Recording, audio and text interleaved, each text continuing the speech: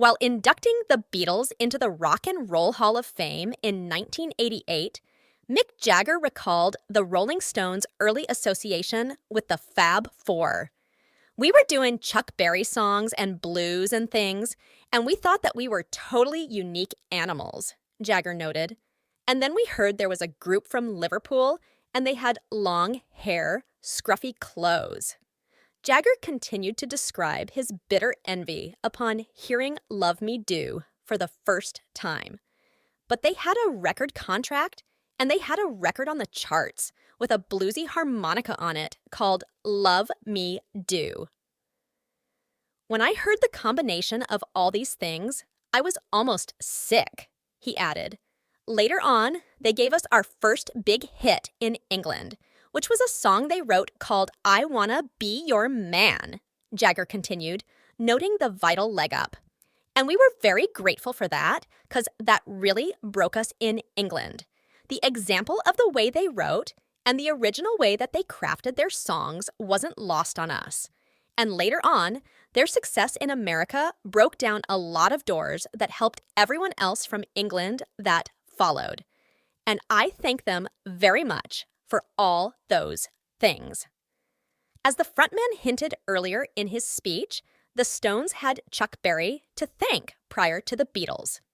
"When I started, all I wanted to do was play like Chuck," Keith Richards once said of his early idol. "I thought if I could do that, I'd be the happiest man in the world." As the British invasion took off through the mid-1960s, the Beatles challenged the Stones to emerge from their roots to write original and progressive pop rock hits.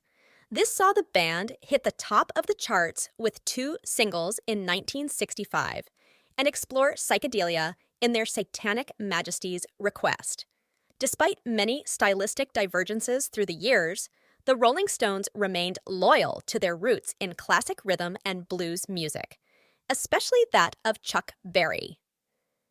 In 1974, following their most commercially and critically revered stint, highlighted by Sticky Fingers and Exile on Main Saint, the Stones returned to basics with the quintessential rock hit, "It's Only Rock and Roll, But I Like It."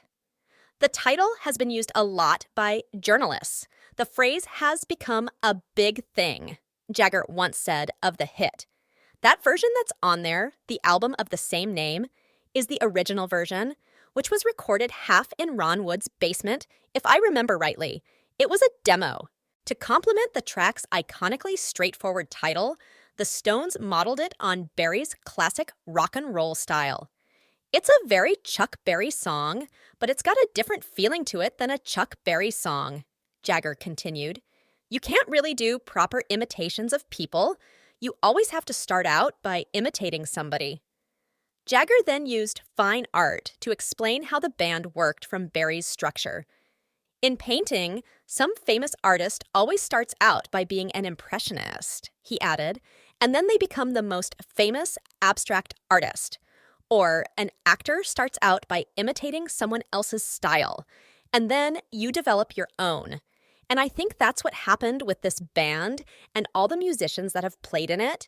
You start off with one thing, and then you mutate into another, but you still acknowledge the fact that these influences came from here and here and here, because not everyone knows that.